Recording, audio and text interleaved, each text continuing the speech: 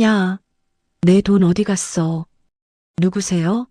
며느리의 차가운 한마디에 시어머니의 얼굴이 하얗게 질렸습니다.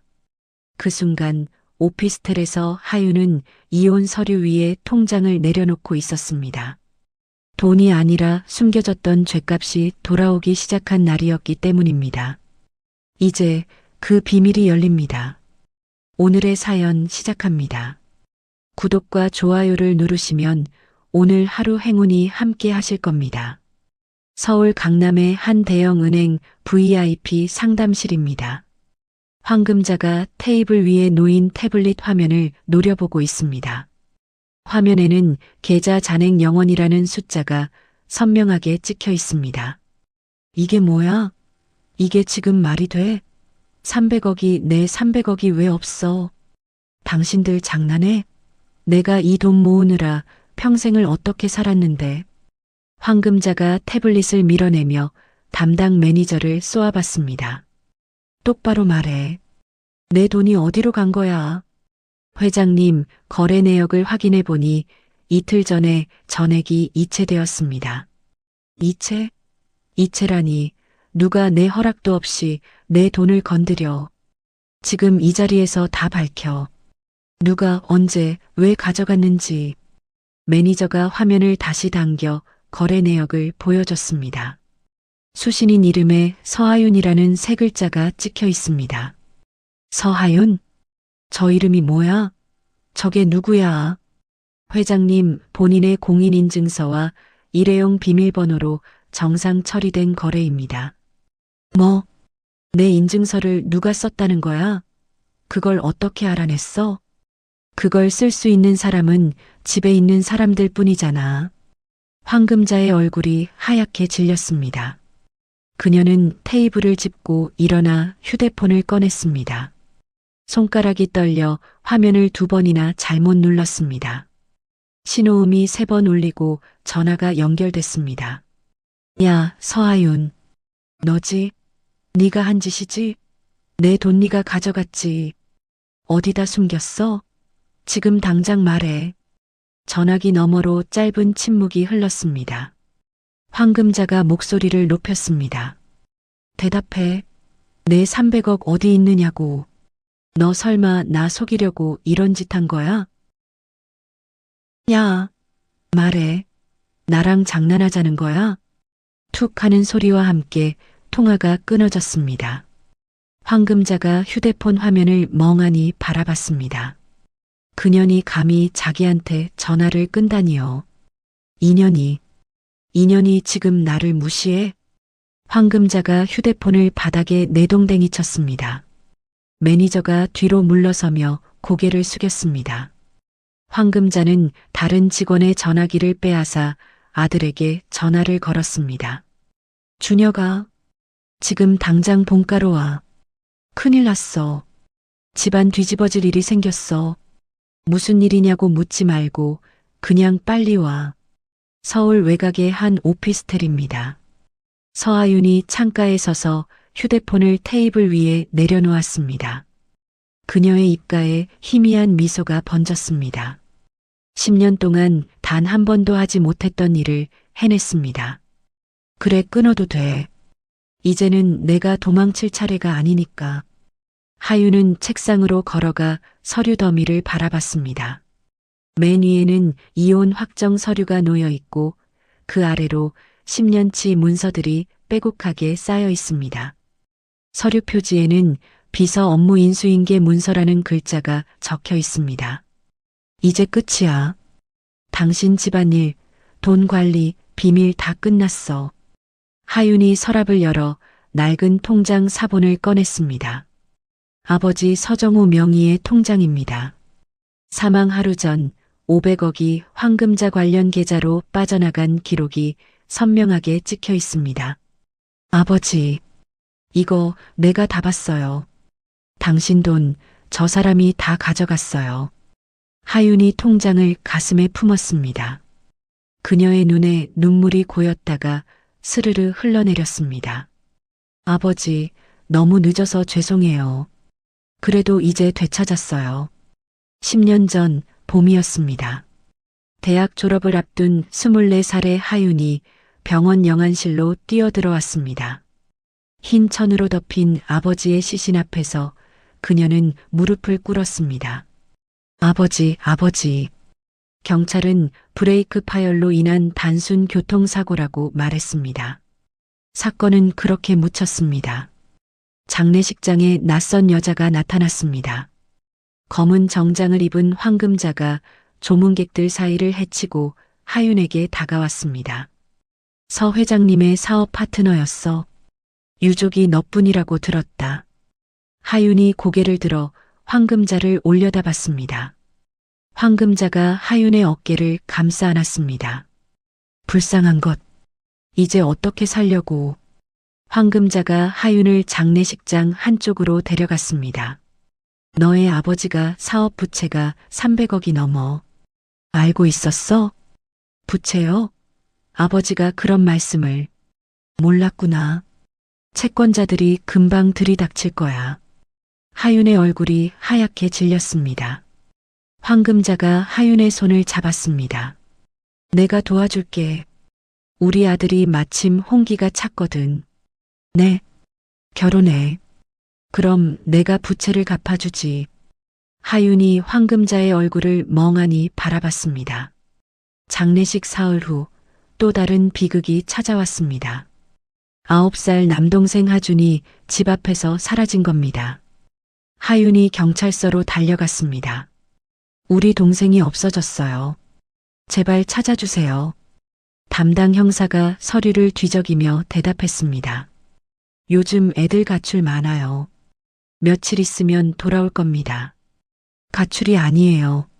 하준이는 그런 아이가 아니라고요. 형사가 귀찮다는 듯이 손을 내저었습니다. 일단 가출로 접수해 둘게요. 연락 오면 알려드리죠. 하윤은 사설 탐정을 3곳이나 고용했습니다. 한 탐정이 희미한 단서를 찾아왔습니다. 박준서라는 이름으로 지방 보육원에 등록된 아이가 있는데 인상착의가 비슷합니다. 어디요? 어느 보육원이에요?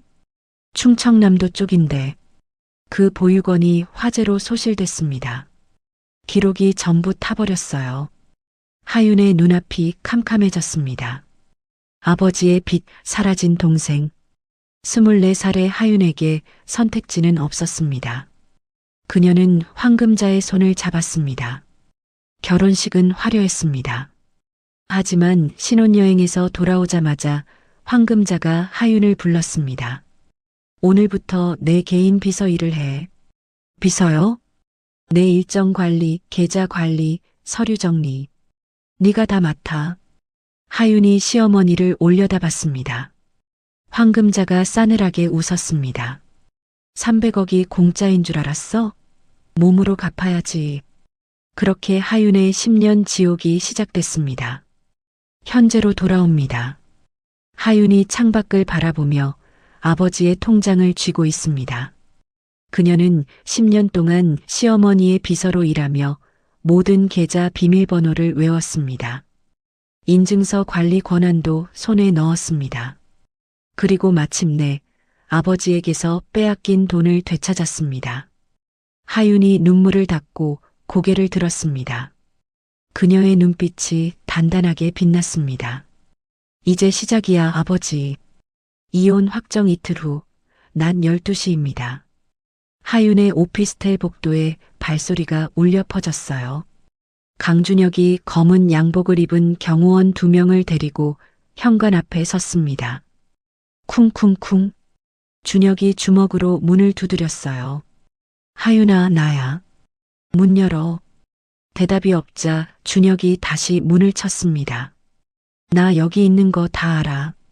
카메라에 불 들어와 있잖아. 현관 도어 카메라에 빨간 불빛이 깜빡이고 있었어요. 하윤이 카메라 화면으로 복도를 지켜보고 있다는 뜻이죠. 어머니, 돈 문제로 할 얘기가 있어. 제발 문 좀 열어. 준혁이 문고리를 잡아당겼지만 문은 꿈쩍도 하지 않았어요. 그가 이마를 문에 기대고 한숨을 내쉬었습니다. 하윤아, 우리 10년을 같이 살았잖아. 이렇게 끝낼 거야? 카메라 너머로 하윤의 목소리가 들려왔어요. 10년 동안 당신이 나한테 해준 게 뭔데? 준혁이 움찔하며 뒤로 물러섰습니다. 그건 돌아가. 할 말 없어. 준혁의 얼굴이 붉게 달아올랐어요. 그는 주먹을 불끈 쥐었다가 천천히 풀었습니다. 경호원들이 눈치를 보며 서로 시선을 교환했어요. 좋아. 오늘은 가지만 이대로 끝이라고 생각하지 마. 준혁이 돌아서서 복도를 걸어 나갔습니다. 경호원들이 그 뒤를 따랐어요. 엘리베이터가 닫히는 소리가 멀어지고 나서야 하윤이 문에서 물러났습니다. 그녀는 깊은 한숨을 내쉬며 소파에 몸을 던졌어요. 가슴이 쿵쾅거렸지만 입가에는 희미한 미소가 떠올랐습니다. 그날 저녁 강씨 가문 본가 대저택이에요. 넓은 응접실에 황금자, 강준혁, 강서연이 모여 앉아 있었습니다. 테이블 맞은편에는 고문 변호사 박태준이 서류를 펼쳐놓고 앉아 있었어요. 황금자가 찻잔을 내려놓으며 입을 열었습니다. 태준아, 전현을 당장 고소해. 내 돈 300억을 훔쳐간 도둑년이야. 박태준이 안경을 고쳤으며 서류를 넘겼어요. 회장님, 문제가 있습니다. 문제? 무슨 문제가 있어? 내 계좌에서 전현 계좌로 돈이 빠져나간 게 분명한데 그 계좌가 문제입니다. 황금자의 눈이 가늘어졌어요. 박태준이 목소리를 낮추며 말을 이었습니다. 이 계좌는 세무신고가 되어 있지 않습니다. 고소를 하면 검찰에서 자금 출처를 캐묻겠죠. 그래서 300억의 출처를 밝혀야 합니다. 어디서 온 돈인지, 왜 신고를 안 했는지. 황금자의 손이 찻잔을 움켜쥐었어요. 손등에 핏줄이 도드라지게 솟아올랐습니다. 그럼 어쩌라고. 그냥 300억을 날리란 말이야? 강서연이 테이블을 치며 끼어들었어요. 엄마, 그 여자 그냥 잡아다 패면 안 돼? 우리 집안이 누군데? 서연아, 조용히 해. 준혁이 동생을 말리며 고개를 저었습니다. 박태준이 기침을 하고 말을 이었어요. 일단 고소는 보류하시죠. 하윤 씨와 따로 만나서 합의를 시도해 보는 게 좋겠습니다.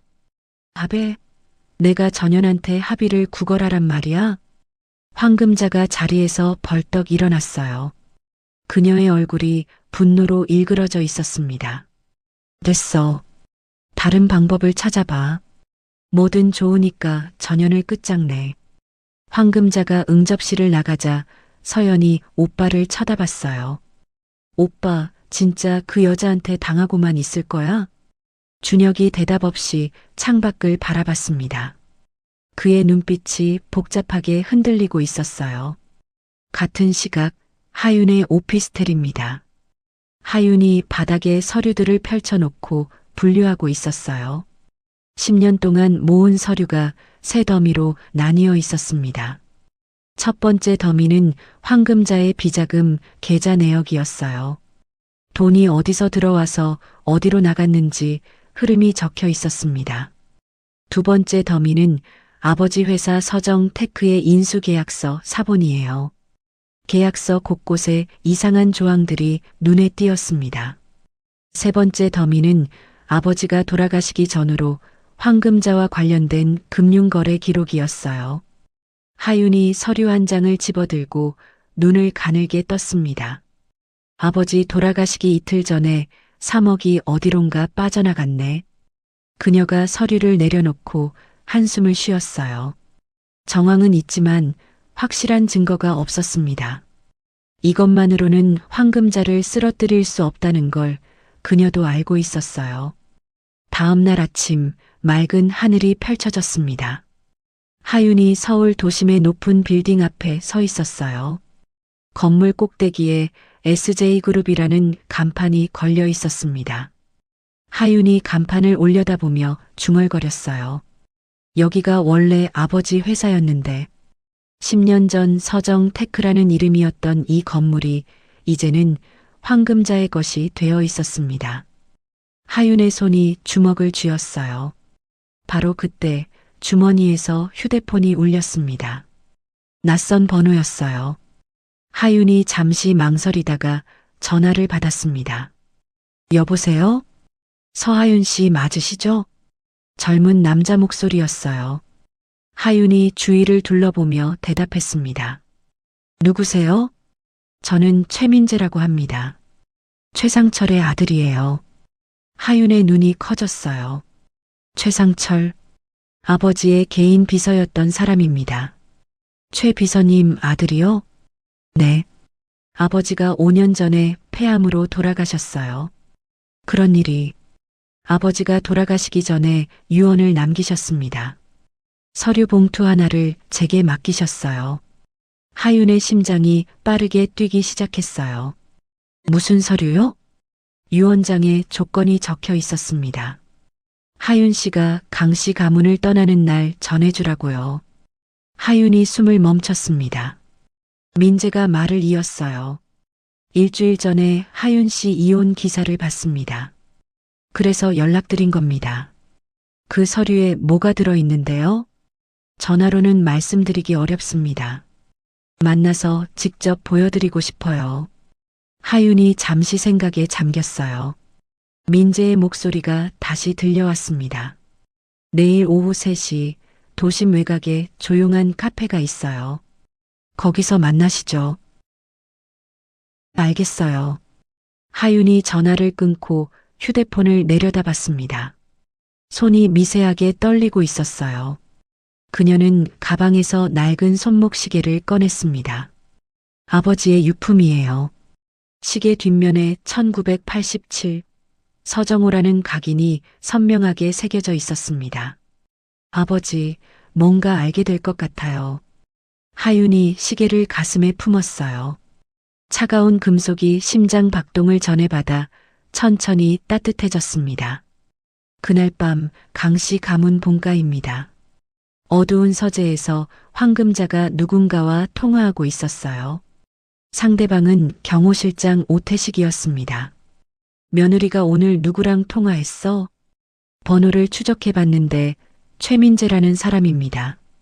변호사예요. 최민재? 처음 듣는 이름인데 고 최상철의 아들입니다. 황금자의 얼굴이 굳어졌어요. 그녀의 손이 책상 모서리를 움켜쥐었습니다. 최상철이라고? 그 비서 말이야? 네, 회장님. 내일 오후에 둘이 만나기로 한 것 같습니다. 황금자가 잠시 침묵했어요. 그녀의 눈빛이 차갑게 가라앉았습니다. 좋아. 내일 그년 따라가. 누구 만나서 무슨 얘기하는지 다 보고해. 알겠습니다, 회장님. 전화가 끊어지자 황금자가 천천히 의자에 몸을 기댔어요. 그녀의 입가에 씁쓸한 웃음이 떠올랐습니다. 최상철, 죽어서도 날 귀찮게 하는군. 창밖으로 검은 밤하늘이 펼쳐져 있었어요. 달빛 한 점 없는 어두운 밤이었습니다. 약속 당일 오후 3시예요. 도심 외곽의 한적한 카페 앞에 하윤이 도착했습니다. 낡은 간판이 바람에 삐걱거리고 있었어요. 손님이라곤 창가에 앉은 젊은 남자 한 명뿐이었습니다. 하윤이 카페 문을 열고 들어서니 커피 향이 코끝을 스쳤습니다. 창가의 남자가 자리에서 일어나 하윤을 향해 고개를 숙였어요. 서하윤 씨 맞으시죠? 최민재입니다. 32살쯤 되어 보이는 남자였어요. 단정한 양복 차림에 검은 뿔테 안경을 쓰고 있었습니다. 네, 저예요. 앉으시죠. 두 사람이 마주 앉았어요. 민재가 테이블 아래에서 두꺼운 서류 봉투를 꺼내 하윤 앞에 놓았습니다. 아버지가 남기신 겁니다. 하윤이 봉투를 집어들었어요. 묵직한 무게가 손에 전해졌습니다. 그녀가 봉투를 열자 서류 뭉치가 쏟아져 나왔어요. 이게 다 뭐죠? 하나씩 설명해 드릴게요. 민재가 서류 한 장을 집어 하윤 앞에 펼쳤습니다. 이건 서정호 회장님 차량의 정비 기록이에요. 사고 이틀 전에 정비소에서 브레이크 라인 점검이 있었습니다. 하윤의 눈이 서류 위를 훑었어요. 작업자 메모란에 고객 요청으로 특수 작업 진행이라는 문구가 적혀 있었습니다. 특수 작업이라니, 이게 무슨 뜻이에요? 브레이크를 조작했다는 뜻입니다. 하윤의 손이 멈췄어요. 그녀가 천천히 고개를 들어 민재를 바라봤습니다. 조작이요? 민재가 다른 서류를 꺼내 테이블 위에 놓았어요. 이건 은행 송금 기록입니다. 사고 일주일 전에 황금자 씨 측 계좌에서 정비소 사장에게 3억 원이 입금됐어요. 하윤의 얼굴이 하얗게 질려갔습니다. 민재가 말을 이었어요. 그리고 이건 정비소 인근 상가의 CCTV를 캡처한 사진이에요. 사고 전날 황금자 씨의 운전기사가 정비소를 방문한 모습이 찍혀 있습니다. 흐릿한 사진 속에 검은 양복을 입은 남자가 정비소 앞에 서 있었어요. 하윤의 손이 떨리기 시작했습니다.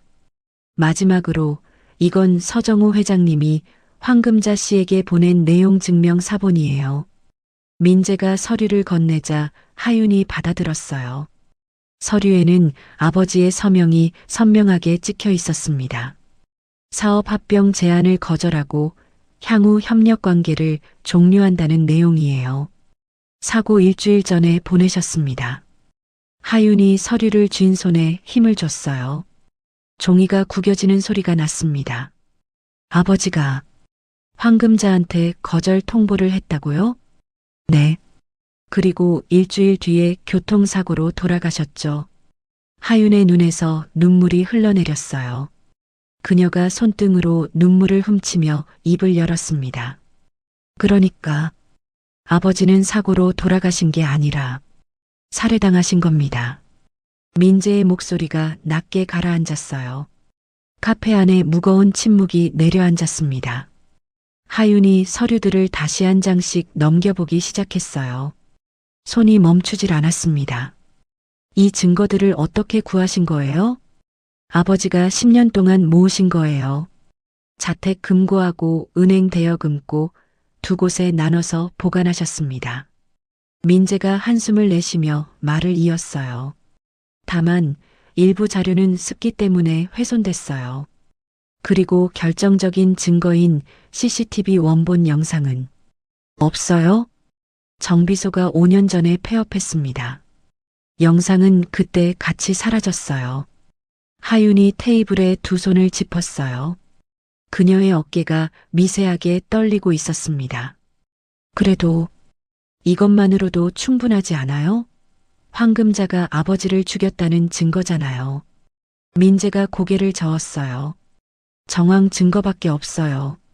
직접 증거가 없으면 살인교사 혐의를 입증하기 어렵습니다. 하윤이 입술을 깨물었어요. 그녀의 눈빛이 흔들리다가 다시 단단해졌습니다.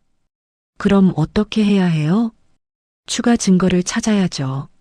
민재가 서류 사이에서 메모지 한 장을 꺼냈어요. 아버지 메모에 따르면 10년 전에 서정우 회장님의 유언장 공증을 맡았던 변호사가 있어요. 김영수라는 사람인데 이 사람이 유언장 위조에 가담했을 가능성이 높습니다. 유언장 위조요? 네. 이 사람을 찾아서 증언을 확보해야 해요.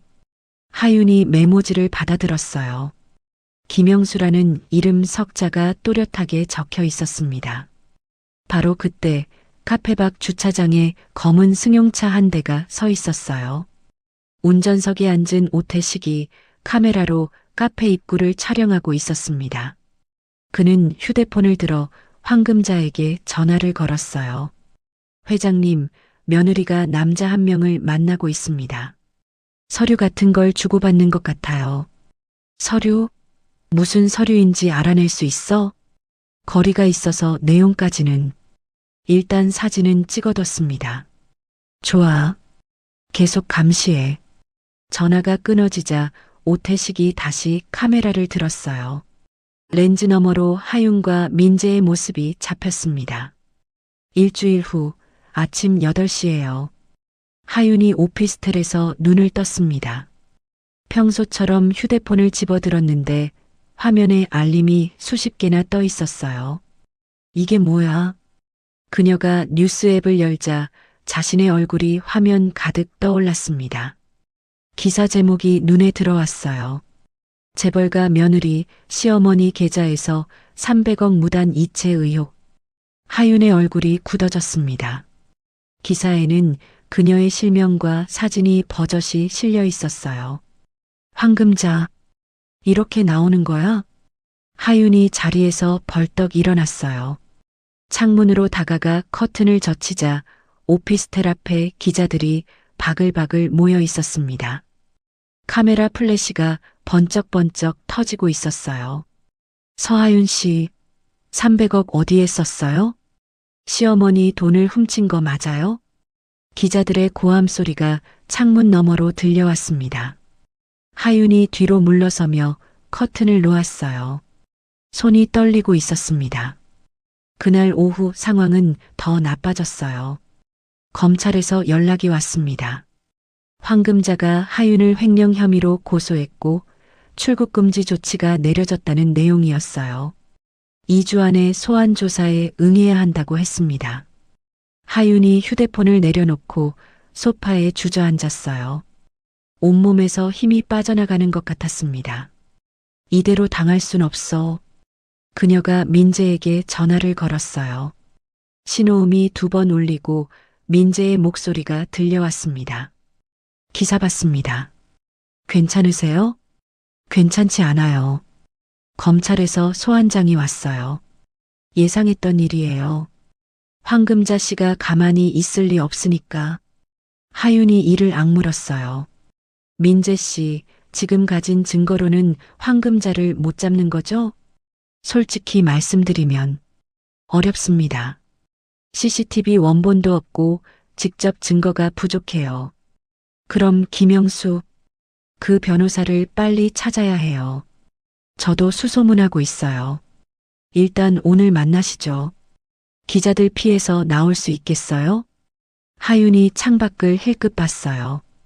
기자들이 여전히 진을 치고 있었습니다. 지하 주차장으로 나갈게요. 1시간 뒤에 어디서 만나요? 제가 주소 보내드릴게요. 전화를 끄는 하윤이 가방을 챙겼어요. 서류 봉투와 아버지의 손목시계를 가방 안에 넣었습니다. 그녀가 현관문을 열고 복도로 나섰어요. 엘리베이터 대신 비상계단을 통해 지하 주차장으로 내려갔습니다. 발소리를 죽이며 계단을 한 칸씩 내려갈 때마다 심장이 쿵쾅거렸어요. 지하 주차장은 텅 비어 있었습니다. 하윤이 자신의 차를 향해 빠르게 걸어갔어요. 차에 올라타 시동을 걸려는 순간 조수석 창문을 누군가 두드렸습니다. 민재였어요. 제 차로 가시죠. 혹시 기자들이 따라올 수도 있으니까. 하윤이 고개를 끄덕이고 차에서 내렸어요. 2 사람이 민재의 차에 올라탔습니다. 차가 지하 주차장을 빠져나가는 동안 하윤이 조수석에서 입을 열었어요. 민재 씨, 저 끝까지 갈 거예요. 알고 있습니다. 아버지를 죽인 사람들, 반드시 법의 심판을 받게 할 거예요. 민재가 백미러로 하윤을 힐끗 봤어요. 그녀의 눈빛이 어둠 속에서도 단단하게 빛나고 있었습니다. 저도 도와드리겠습니다. 끝까지요. 차가 지상으로 올라왔어요. 햇빛이 쏟아져 들어왔지만 2 사람의 얼굴에는 그림자가 드리워져 있었습니다. 하윤이 검찰청 앞에 도착한 시각은 오전 9시였고 건물 입구에는 예상했던 대로 수십 명의 기자들이 진을 치고 있었으며 카메라 플래시가 쉴 새 없이 터지는 가운데 하윤은 입을 꾹 다문 채 고개를 숙이고 검찰청 안으로 들어갔어요. 대기실에서 하윤은 혼자 앉아 창밖을 바라보았고 저 멀리 한강이 보였지만 그녀의 마음속은 강물처럼 흐르지 않고 얼어붙은 것처럼 굳어 있었으며 민재가 문을 열고 들어와 준비되셨어요? 라고 물었고 하윤은 고개를 끄덕이며 네, 괜찮아요 라고 대답했어요.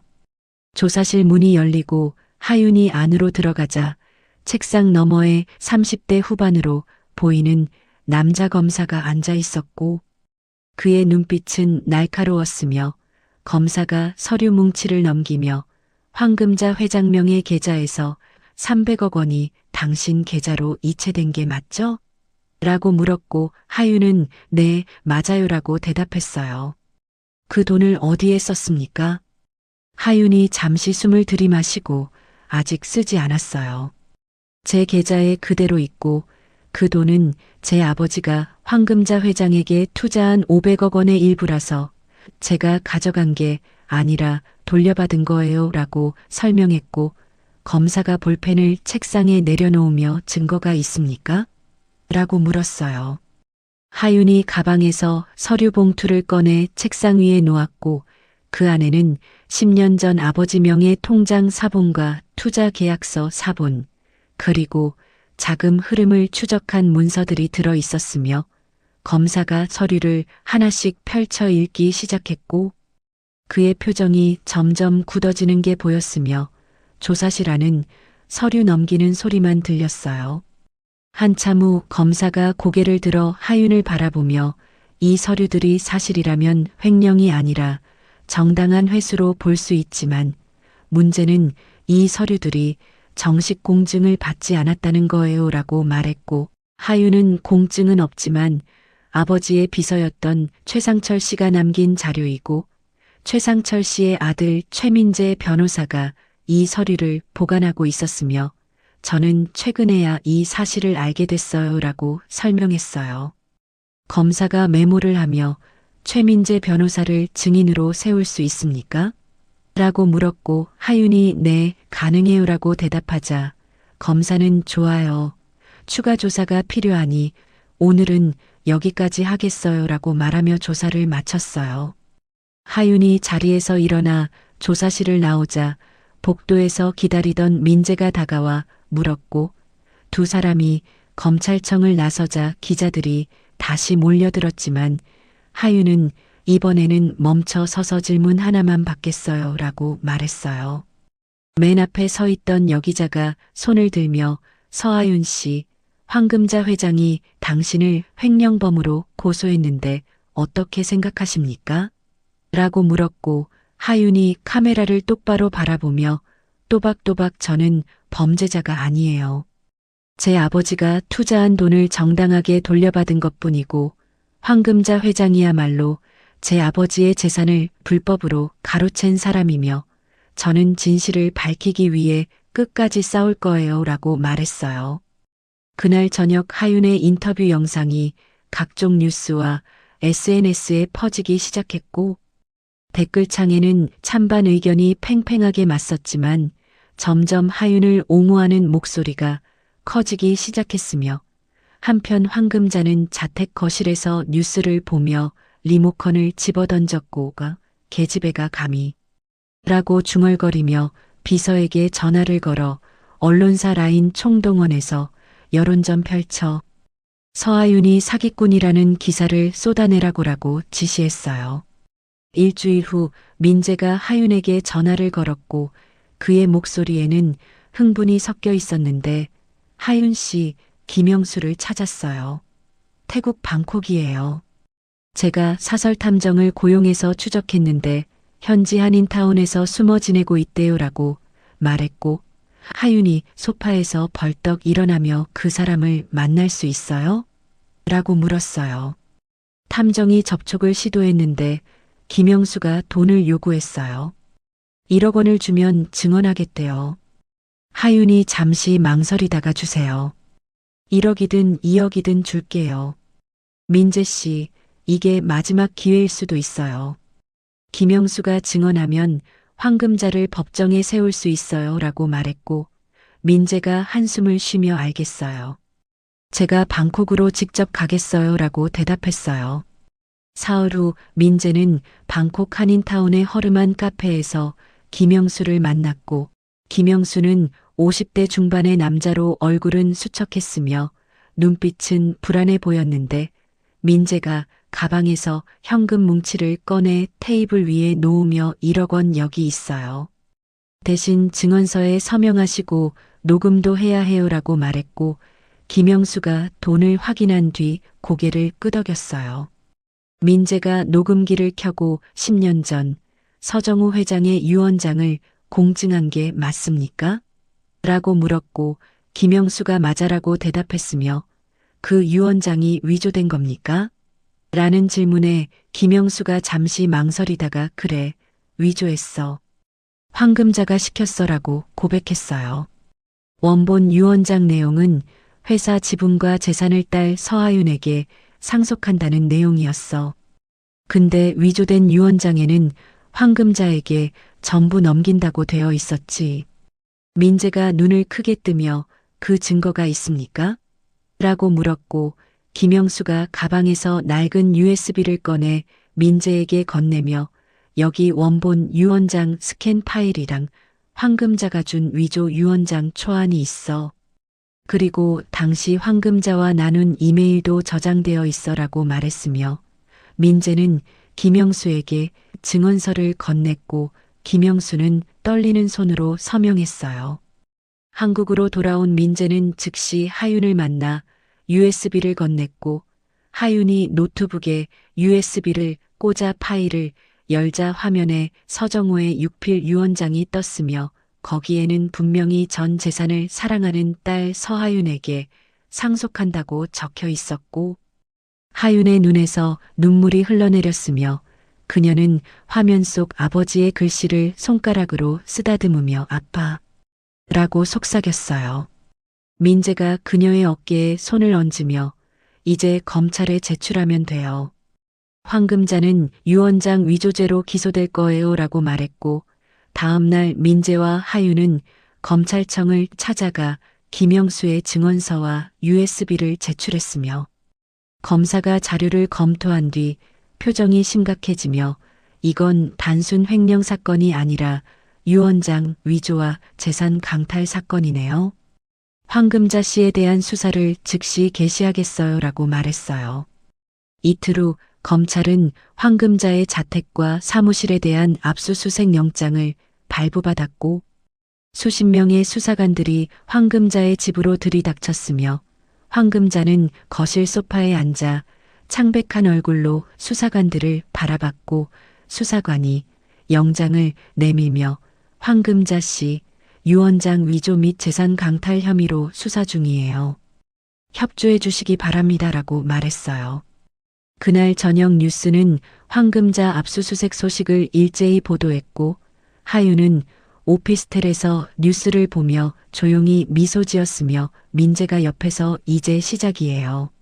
황금자는 법의 심판을 받게 될 거예요 라고 말했고 하윤이 고개를 끄덕이며 창밖을 바라봤으며 저 멀리 서울 야경이 반짝이고 있었고 그녀의 눈빛에는 비로소 희망의 빛이 돌기 시작했어요. 한 달 후 서울중앙지방법원 대법정은 방청객들로 가득 찼고 언론사 기자들이 카메라를 들고 자리를 잡았으며 하윤은 원고석에 앉아 건너편 피고석에 앉은 황금자를 바라봤는데 황금자는 고급 정장을 입고 있었지만 얼굴은 창백했고 눈가에는 다크서클이 짙게 드리워져 있었어요. 재판장이 입장하며 재판을 시작하겠습니다라고 선언했고 검사가 자리에서 일어나 피고인 황금자는 10년 전 서정우 회장의 유언장을 위조하여 전 재산을 불법으로 취득했으며 이는 명백한 사문서 위조 및 재산 강탈에 해당합니다라고 말하며 증거물들을 제출했어요.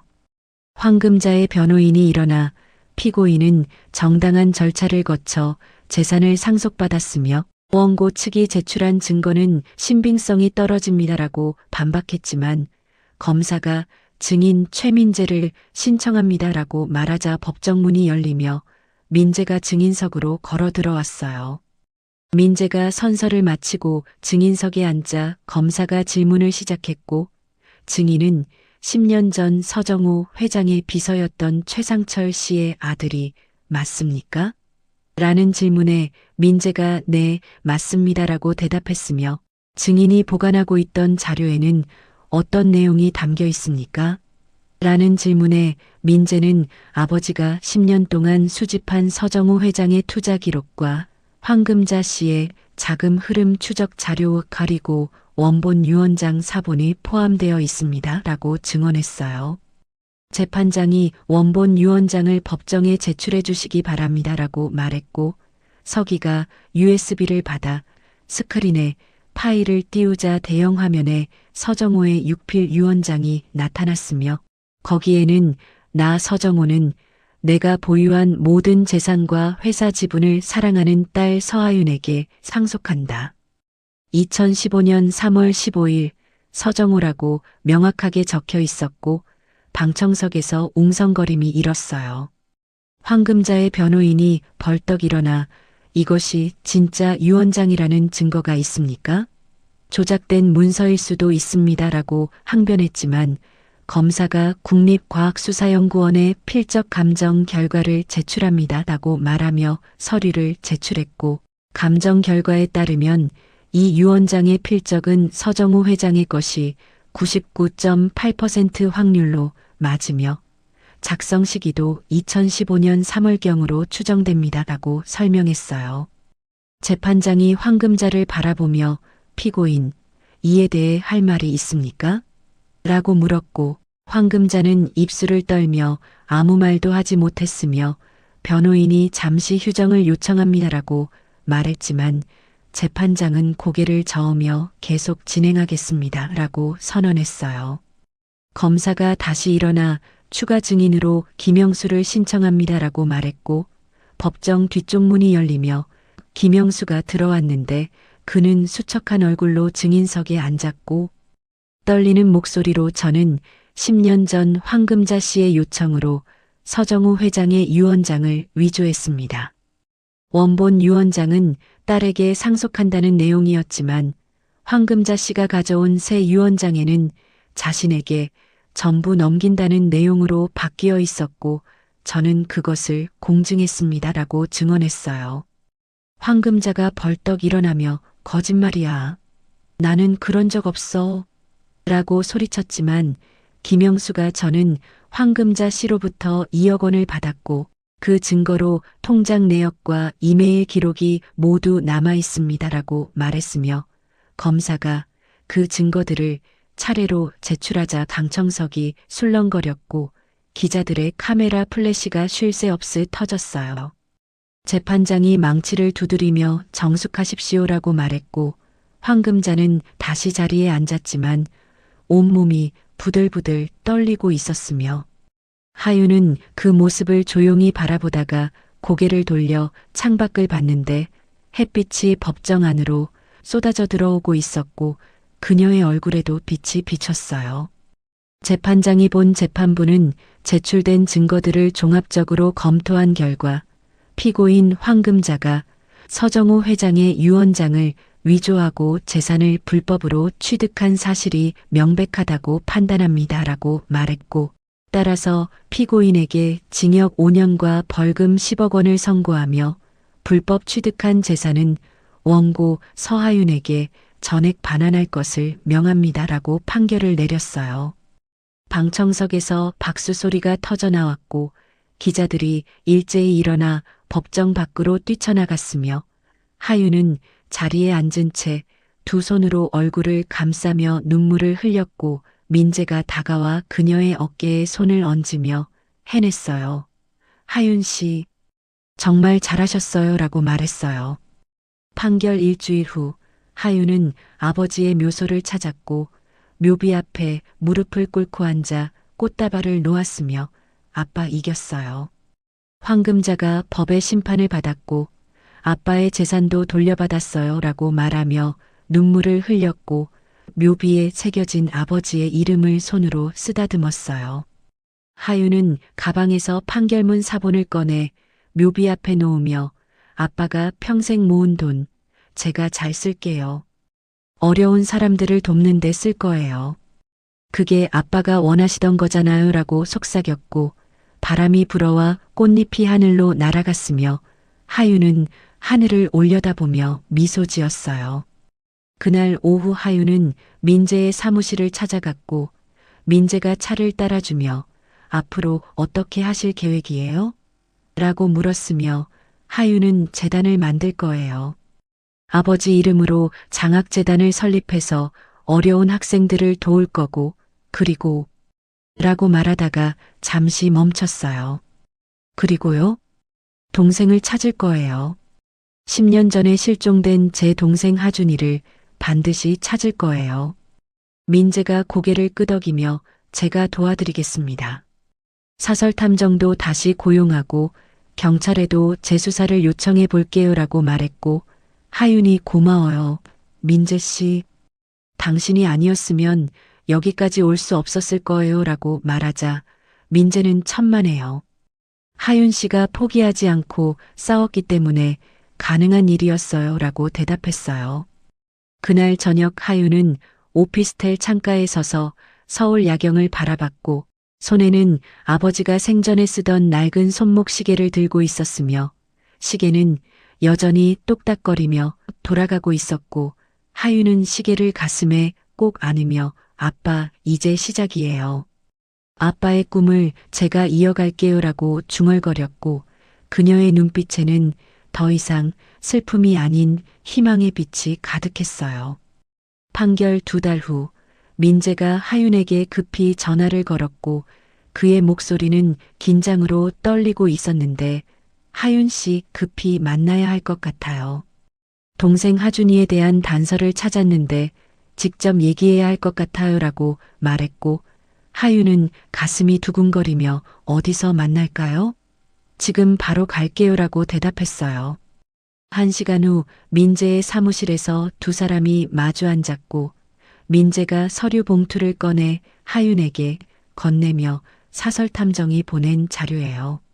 하윤 씨 마음의 준비를 하세요라고 말했으며 하윤이 떨리는 손으로 봉투를 열자 안에는 한 청년의 사진이 들어 있었고 그 청년은 하윤의 눈과 코를 빼닮았으며 분명 동생 하준이가 맞았어요.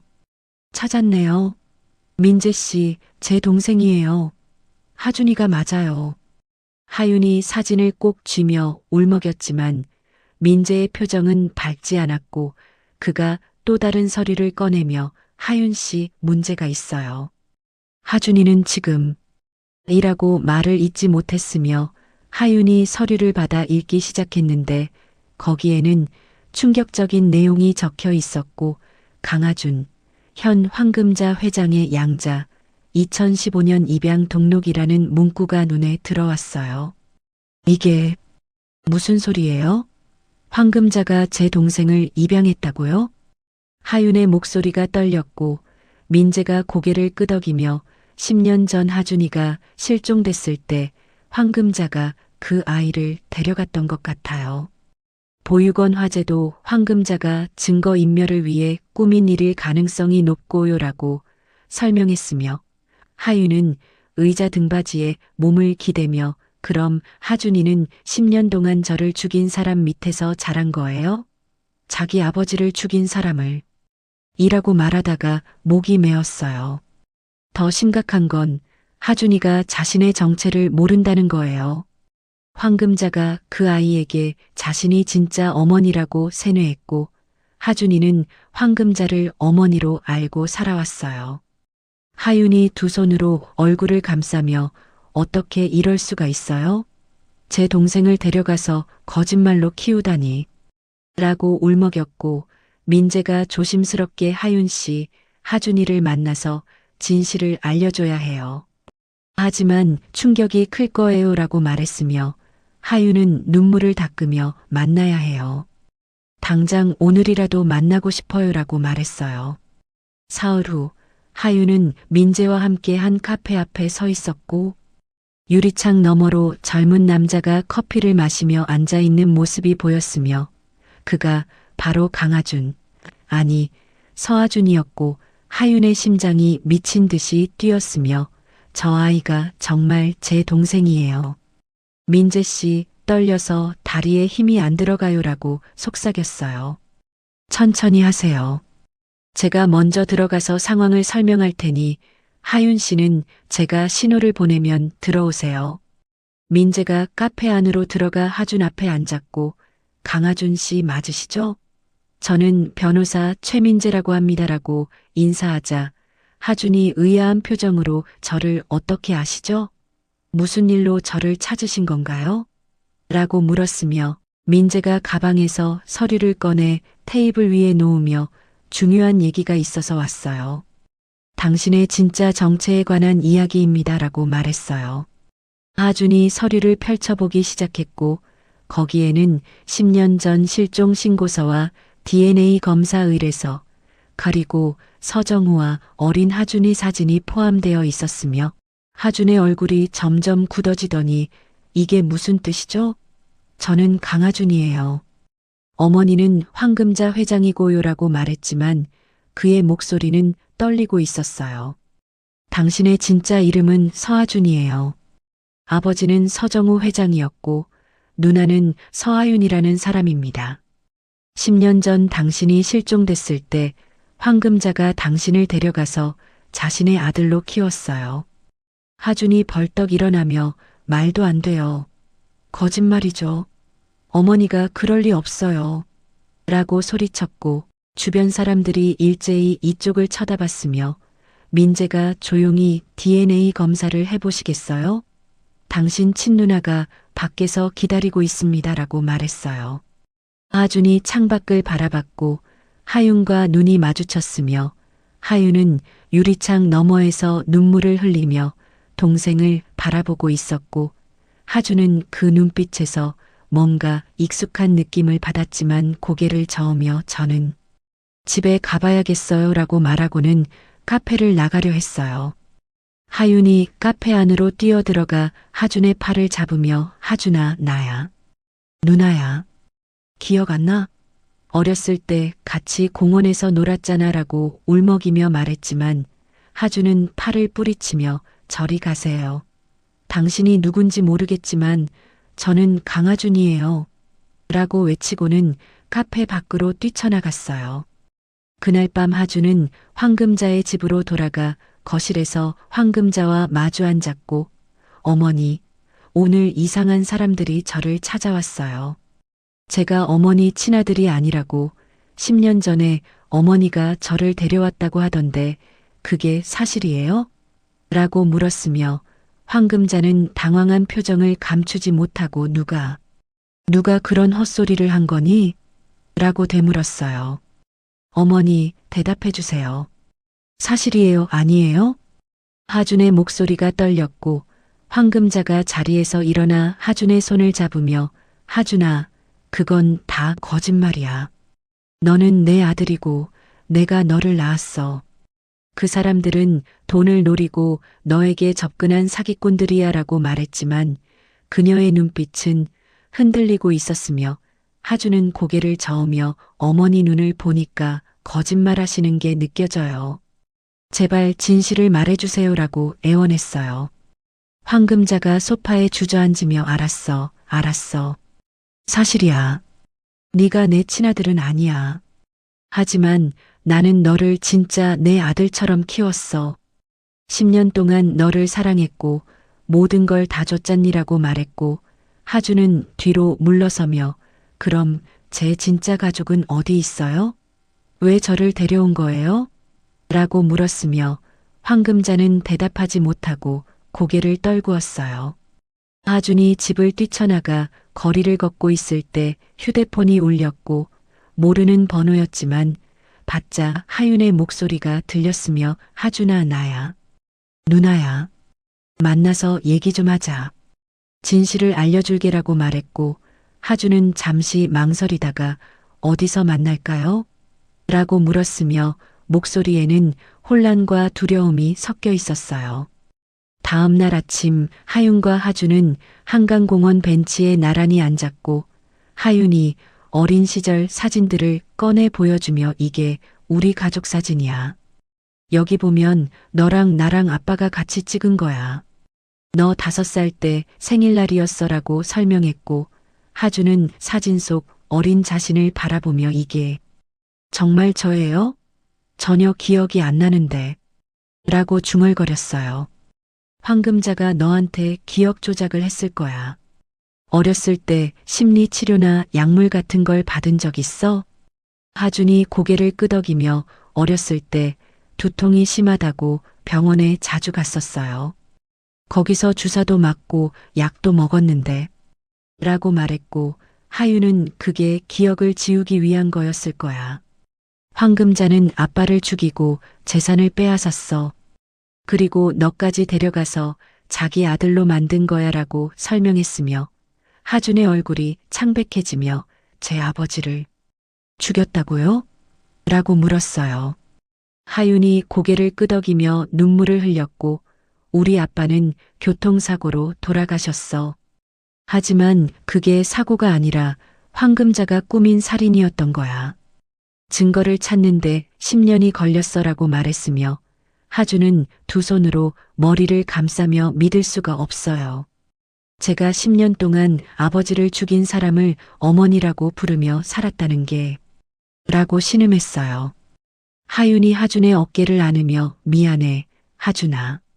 누나가 너를 지키지 못해서 미안해.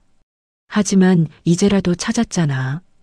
이제 우리 다시 가족이 되자라고 속삭였고 하준은 누나의 품에 안겨 처음으로 눈물을 흘리기 시작했으며 누나, 정말 제 누나가 맞아요?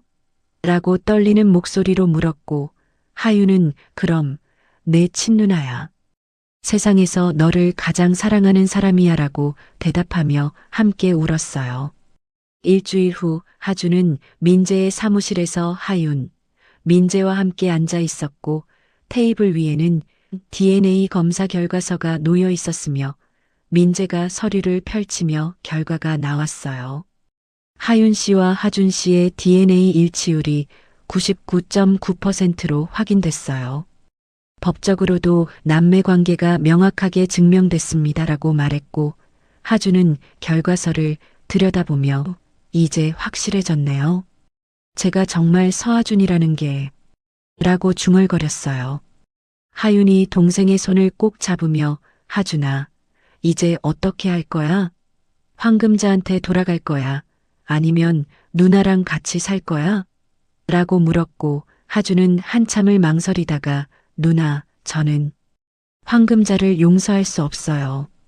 아버지를 죽이고 저한테 거짓말을 한 사람이잖아요. 하지만 10년 동안 저를 키워준 건 사실이고 그 시간이 전부 거짓은 아니었던 것 같아서 마음이 복잡해요라고 대답했으며 하윤은 고개를 끄덕이며 그 마음 이해해. 시간이 필요하면 천천히 생각해도 되라고 말했어요. 민재가 또 다른 서류를 꺼내며 하준 씨, 법적으로 당신은 황금자의 양자로 등록되어 있어요. 만약 친가족인 하윤 씨와 함께 살고 싶다면 양자 파양 절차를 밟아야 하고 그러면 당신은 다시 서하준으로 돌아갈 수 있어요 라고 설명했고 하준이 그 절차를 밟고 싶어요. 저는 서하준으로 살고 싶어요. 강하준이라는 이름은 거짓으로 만들어진 거니까요 라고 단호하게 말했어요. 사흘 후 법원에서 양자 파양 심판이 열렸고 황금자도 출석했는데 그녀는 수척해진 얼굴로 하준을 바라봤으며 재판장이 피고인 황금자는 10년 전 미성년자 서하준을 보호자 동의 없이 불법으로 입양했고 이는 아동복지법 위반에 해당합니다.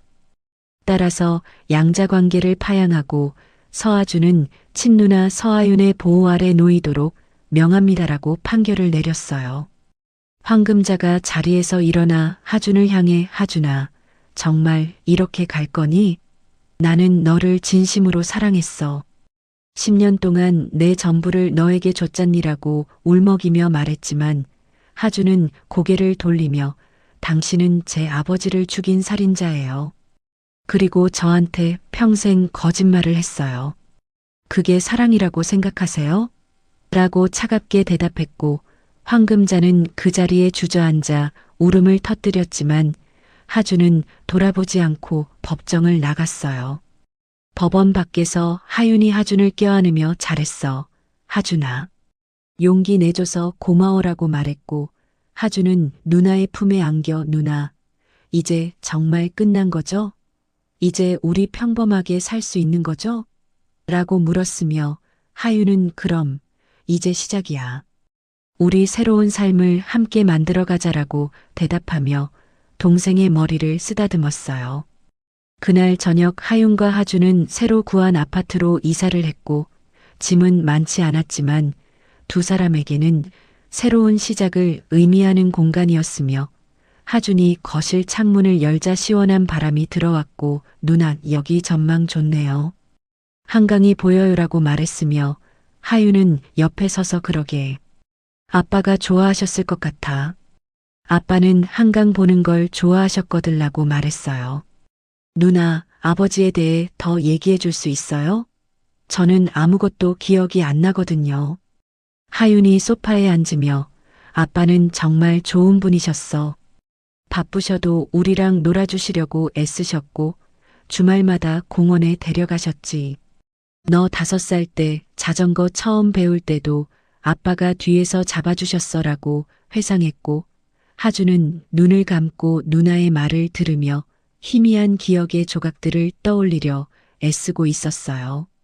한 달 후 하윤은 서정호 장학재단 설립 기념식을 열었고 행사장에는 수많은 사람들이 모였으며 하윤이 단상에 올라 마이크를 잡고 오늘 이 자리는 제 아버지 서정호 회장을 기리고 아버지의 뜻을 이어가기 위한 시작점입니다.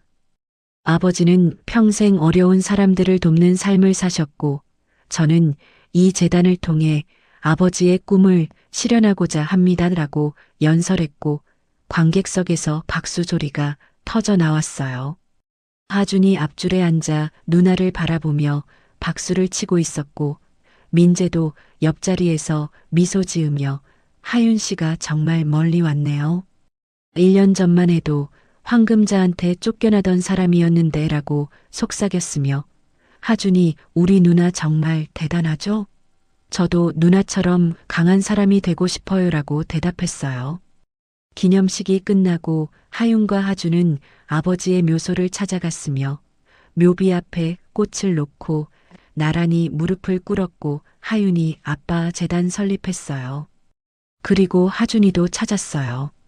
우리 이제 다시 가족이 됐어요 라고 말하며 눈물을 흘렸고 하준은 묘비에 손을 얹으며 아버지, 저는 아버지 얼굴도 기억 못하지만 누나 얘기를 들으니까 아버지가 정말 좋은 분이셨다는 걸 알 것 같아요.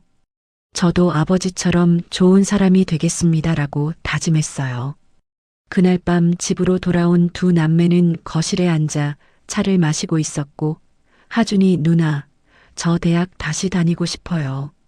황금자가 시킨 대로 경영학 말고 제가 정말 하고 싶은 공부를 하고 싶어요라고 말했으며 하윤이 좋아, 뭐 하고 싶은데? 라고 물었고 하준은 사회복지요. 저처럼 힘든 아이들을 도와주고 싶어요. 재단 일도 배우면서 나중에 누나를 도울 수 있을 것 같아요라고 대답했어요. 하윤이 동생의 손을 잡으며 그래, 네가 하고 싶은 거 다 해. 누나가 다 지원해 줄게. 아빠도 그걸 원하셨을 거야 라고 말했고 하준은 누나 정말 고마워요. 누나가 아니었으면 저는 평생 거짓 속에서 살았을 거예요 라고 말하며 눈시울을 붉혔고 하윤은 우리 서로 의지하며 살자. 이제 우리밖에 없잖아 라고 말하며 동생을 안아주었어요.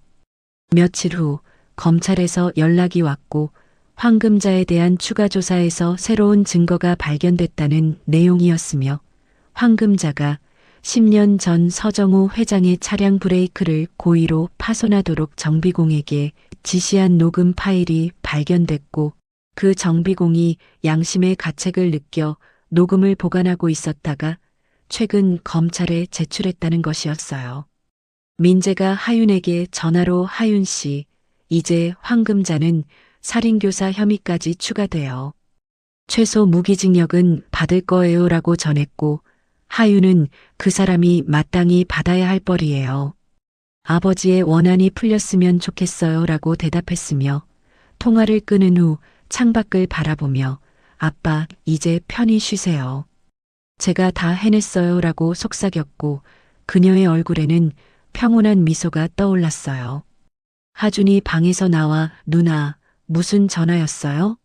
라고 물었고 하유는 황금자가 살인교사 혐의로 추가 기소됐대. 이제 정말 끝난 거야 라고 대답했으며 하준은 복잡한 표정을 지으며 10년 동안 키워준 사람이지만 아버지를 죽인 사람이니까 당연한 결과네요. 근데 왜 마음 한구석이 이렇게 무거운지 모르겠어요 라고 말했고 하유는 그건 네가 착한 아이라서 그래. 하지만 죄에는 벌이 따르는 거야. 우리는 앞만 보고 가자라고 말하며 동생의 어깨를 다독였어요. 그날 밤 하윤과 하주는 나란히 소파에 앉아 아버지의 오래된 사진 앨범을 넘기고 있었고 사진 속에는 행복했던 가족의 모습이 담겨 있었으며 하준이 이 사진들 보니까 조금씩 기억이 나는 것 같기도 해요. 이 놀이터 여기 가본 것 같은데 라고 말했고 하유는 맞아. 우리 집 근처 놀이터였어. 거기서 너랑 매일 놀았지라고 대답하며 함께 웃었고 두 남매는 서로를 의지하며 과거의 상처를 치유하고 미래를 향해 나아가고 있었어요. 석 달 후 서울중앙지방법원 대법정에서 황금자에 대한 최종 선고 공판이 열렸고 방청석은 기자들과 시민들로 가득 찼으며 하윤과 하주는 나란히 앉아 피고석의 황금자를 바라봤는데 황금자는 수감복을 입고 수갑을 찬 채 고개를 떨구고 있었고 예전에 당당했던 모습은 온데간데 없이 초라한 노파의 모습만 남아 있었어요. 재판장이 망치를 두드리며 피고인 황금자에 대한 최종 선고를 시작하겠습니다라고 선언했고 피고인은 서정우 회장에 대한 살인교사, 유언장 위조, 재산 강탈, 미성년자 불법 입양 등 총 6가지 혐의로 기소되었으며 본 재판부는 제출된 모든 증거를 검토한 결과 피고인의 범행이 명백하고 그 죄질이 매우 무겁다고 판단합니다라고 말했으며 방청석이 숨죽이는 가운데 재판장이 따라서 피고인에게 무기징역과 벌금 100억 원을 선고하며 불법 취득한 모든 재산은 피해자 유족에게 반환할 것을 명합니다라고 최종 판결을 내렸어요. 방청석에서 박수 소리가 터져 나왔고 황금자는 그 자리에서 무너져 내렸으며 제발 다시 한 번만 기회를 라고 울부짖었지만 법정 경비가 그녀를 부축해 일으켜 세웠고 황금자가 퇴정하면서 하준을 향해 하준아 미안해. 정말 미안해. 라고 외쳤지만 하준은 고개를 돌려 그녀를 보지 않았으며 하윤이 동생의 손을 꼭 잡아주었어요. 법정을 나온 하윤과 하준은 기자들에게 둘러싸였고 한 기자가 서하윤 씨 10년 만에 정의를 실현하셨는데 소감이 어떠신가요? 라고 물었으며 하윤은 마이크를 향해 아버지의 억울함을 풀 수 있어서 다행이에요. 그리고 동생을 찾아서 정말 기쁘고 이제 우리는 아버지의 뜻을 이어 어려운 사람들을 돕는 일에 전념할 거예요 라고 말했고 하준도 저는 누나 덕분에 진실을 알게 됐어요. 앞으로는 저처럼 힘든 아이들을 돕는 사회복지사가 되고 싶어요라고 덧붙였어요. 민재가 두 사람을 차로 안내하며 축하해요. 하윤 씨, 하준 씨. 정말 긴 싸움이었어요 라고 말했고 하윤은 민재 씨가 없었으면 불가능했을 거예요. 정말 감사해요라고 대답했으며 민재는 저야말로 의미 있는 일에 함께할 수 있어서 영광이었어요. 앞으로도 재단 법률 고문으로 계속 함께하고 싶어요라고 말하며 악수를 청했고 하윤은 흔쾌히 그의 손을 잡았어요. 일주일 후 서정우 장학재단 사무실에서 첫 번째 장학생 선발 회의가 열렸고 하윤이 서류들을 검토하며 이번에 신청한 학생들이 150명이에요. 모두 형편이 어려운 학생들이고 우리가 20명을 선발할 예정이에요라고 설명했으며 하준이 한 학생의 지원서를 읽으며 누나, 이 학생 봐요. 부모님이 모두 돌아가시고 할머니와 단둘이 사는데 성적이 전교 1등이래요. 꼭 뽑아야 할 것 같아요라고 말했어요. 하윤이 그 서류를 받아 읽어보고는 눈시울을 붉히며 이 아이, 우리 아빠 같은 상황이네. 가난하지만 배우고자 하는 열정이 있어. 이런 아이들이야말로 우리가 도와야 할 사람들이야라고 말했고, 재단 직원이 회장님, 이번 장학금 총액이 10억 원인데 앞으로도 계속 이 규모로 유지하실 건가요? 라고 물었으며 하윤은 물론이에요. 아버지가 남긴 재산은 모두 이런 일에 쓰이길 바라셨을 거예요. 돈은 쓰라고 있는 거니까요 라고 단호하게 대답했어요. 그날 저녁 하윤과 하주는 아파트 옥상 정원에 올라가 서울 야경을 바라보며 나란히 서 있었고 하준이 누나, 우리 정말 여기까지 왔네요. 1년 전만 해도 상상도 못했어요 라고 말했으며 하윤은 그러게. 때로는 꿈만 같아. 아빠를 잃고 너를 잃고 모든 걸 다 잃었다고 생각했는데 이렇게 다시 시작할 수 있다니라고 대답하며 하늘을 올려다봤고 아빠가 하늘에서 우리 보고 계실까? 라고 물었어요.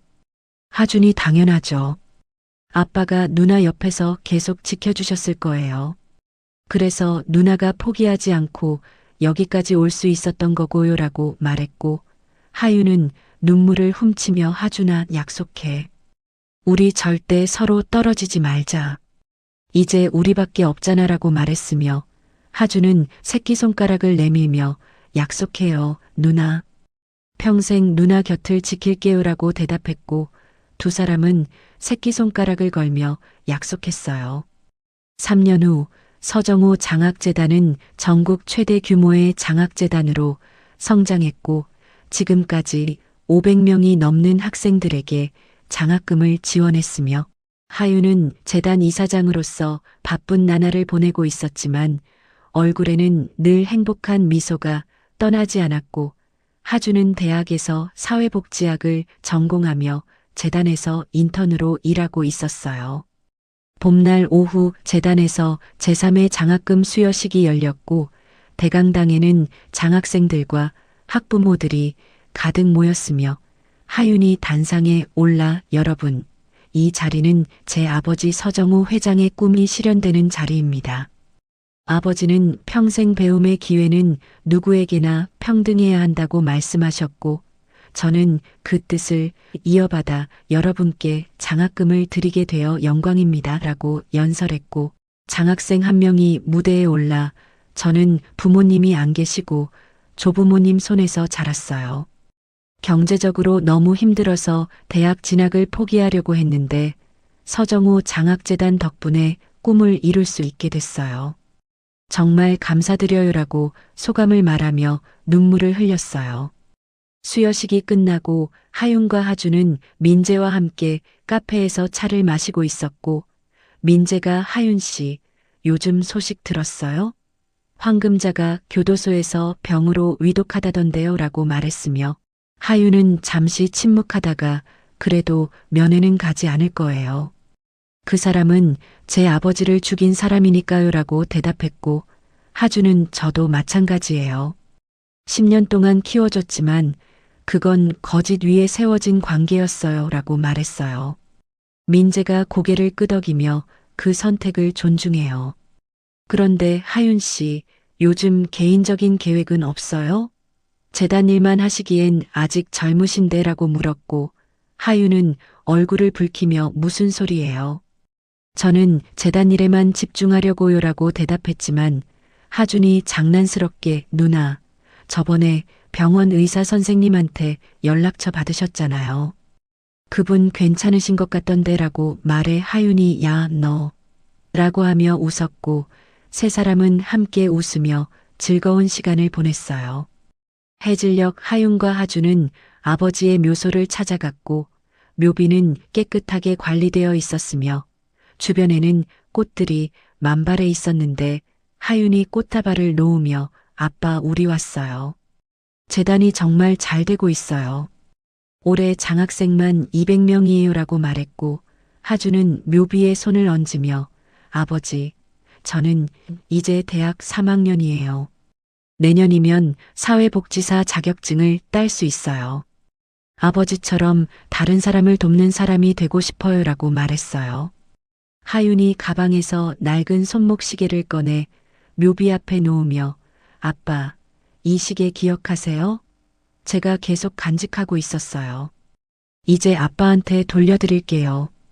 아빠 곁에 있는 게 맞는 것 같아서요라고 말하며 눈물을 흘렸고 하준이 누나의 어깨를 안으며 누나, 울지 마요. 아빠는 우리가 행복한 게 제일 좋아하실 거예요라고 위로했으며 하윤은 눈물을 닦으며 그래, 맞아.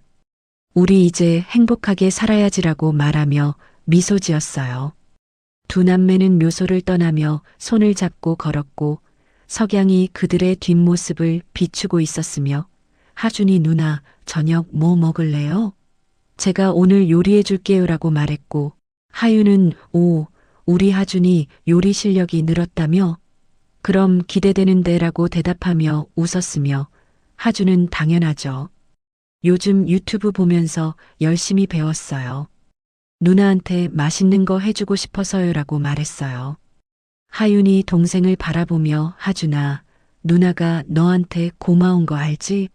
네가 없었으면 난 이렇게 웃을 수 없었을 거야라고 말했고 하준은 저야말로 누나 덕분에 진짜 제 인생을 살게 됐어요. 우리 서로 의지하며 평생 행복하게 살아요라고 대답했으며 두 사람은 서로를 바라보며 환하게 웃었고 그 웃음 속에는 과거의 모든 아픔을 이겨낸 강인함과 미래를 향한 희망이 가득 담겨 있었어요. 집으로 향하는 길, 하윤은 하늘을 올려다보며 아빠, 우리 정말 행복해요. 하늘에서 편히 쉬세요라고 속삭였고 하준도 함께 하늘을 보며 고개를 숙여 인사했으며 저 멀리 별 하나가 유난히 밝게 빛나고 있었고 그것은 마치 서정우 회장이 두 자녀를 축복하는 것처럼 느껴졌으며 하윤과 하준은 손을 꼭 잡고 집을 향해 걸어갔고 그들의 발걸음은 가볍고 행복했으며 새로운 내일을 향한 희망으로 가득 차 있었어요. 서하윤은 10년을 준비했고 끝내 이겼습니다. 300억이 아닌 정의를 위해, 동생을 찾기 위해, 아버지의 원한을 풀기 위해, 때로는 잃은 모든 것을 되찾는데 10년이 걸리기도 합니다. 하지만 포기하지 않는다면 진실은 반드시 드러납니다. 당신이 지금 견디고 있는 시간도 언젠가 빛을 발할 것입니다. 이야기를 끝까지 들어주신 분이 계시다면 구독과 잘 들었다고 댓글 하나만 남겨주세요. 새로운 이야기가 나오면 제일 먼저 전해드리겠습니다. 감사합니다.